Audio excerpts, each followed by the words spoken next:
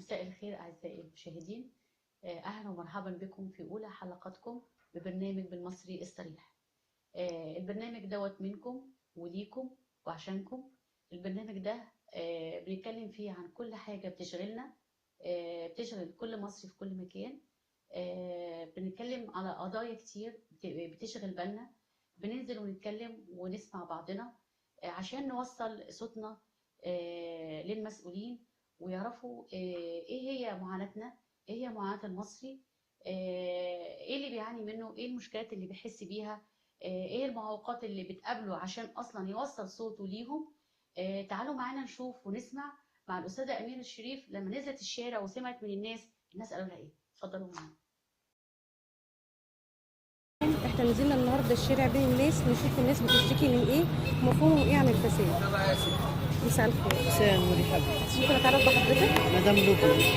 ازي حضرتك مدام لبنى؟ حضرتك بتشتغلي في ايه؟ أنا في التربية والتعليم.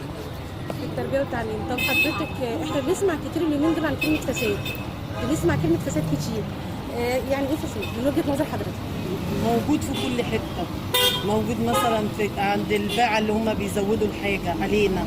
الناس يعني حاجات غالية واحنا بنشتكي من غلو الأسعار وغلو الحاجة. وفي نفس الوقت المرتبات مش كتيرة شوية. تخش اي بيت تلاقي بتشتكي من الاسعار، تشتكي من الغلو، ويشتكي كمان من المدرسين والاسعار بتاعتهم. طب شايفه حضرتك ايه الحل من وجهه نظرك؟ الحل ان يكون في رقابه من الوزراء اللي ماسكين جداد، ان هم ينزلوا الرقابه او ينزلوا هم بنفسهم يشوفوا البلد فيها ايه، يشوفوا الدنيا فيها ايه، والناس بتشتكي وبتعمل ايه. مفيش بيت الا لما يشتكي لك يقول لك مش عارفين نمشي، مش عارفين نجيب حاجه، مش عارفين نكفي البيت ولا نكفي عيالنا. او المحافظ بتاع كل بلد ينزل يشوف الرقابه، يشوف الدنيا فيها ايه، يشوف الناس بتشتكي من ايه. حضرتك بتشتغلي فين؟ في التربيه والتعليم. طب بالنسبه للتربيه والتعليم بتشوفي فساد حواليكي؟ في مفيش ليه في يعني مثلا ايه فساد مثلا في ايه؟ المدرسين برضو مش بيشرحوا قوي، هنكذب؟ مش بيشرحوا ولا بيتكلوا على ان العيل بياخد درس. ودلوقتي البيت عاد اتكهل عليه كتير ان هو يدفع مصاريف درس، يدفع مصاريف كليات. طب حضرتك دي مسؤوليه المدرس ولا مسؤوليه ولي الامر ولا مسؤوليه مين؟ الولي الامر يقول لك لازم ادي دروس لان انا مش بعتمد على المدرسه، صح؟ هنعمل ايه؟ يبقى مشكله المدرس هنا دلوقتي. والمدرس نفسه يقول لك ايه، اصل احنا المنظومه مش عارفه غلط ومش عارفه المنظومه ايه. كلام مش هو. كلام مش هو. لو نزلت الشارع هتلاقي اكتر من كده، ولو سالتي ناس هتلاقيها تعبانه وقرفانه. والله يكون في عوننا. هنعمل ايه؟ ماشي وصلت يا فندم. مساء النور. ممكن اتعرف بحضرتك؟ محمد احمد. بتشتغل في انا حضرتك ليسانس اداب من 2005 وشغال كبابجي. ماشي. دي الظروف اللي بتمر بها البلد ومفيش وظايف ولازم الواحد يشتغل حد عشان يعني ما بلاش يعني لو مش اشتغلنا هنعمل ايه؟ هنقعد في البيوت؟ فدي مشكله اي شاب دلوقتي حاصل على شهاده، حاصل على اي حاجه ان هو مفيش وظايف.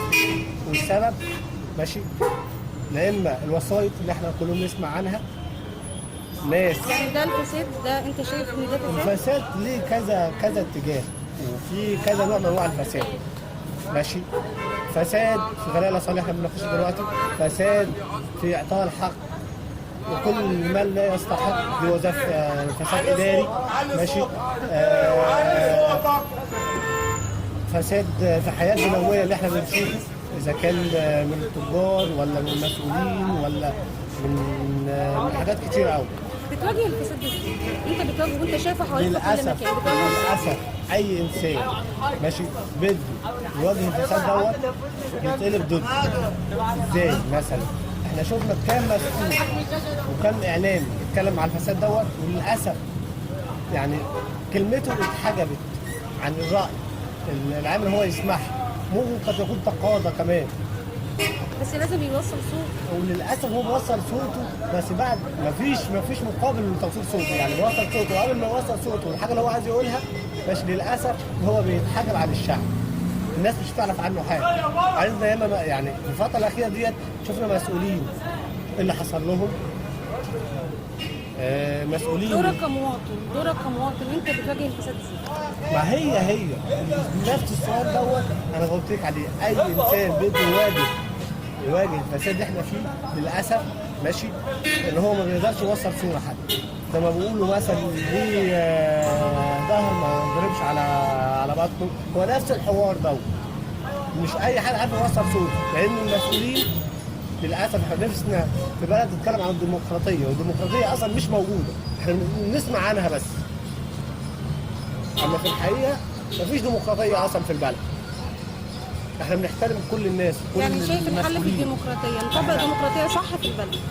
بس هو دوت احنا طبقنا الديمقراطيه، يبقى ندي كل واحد يعني كل واحد باللغه الدارجه، كل واحد يستاهل حاجه يبقى فيها.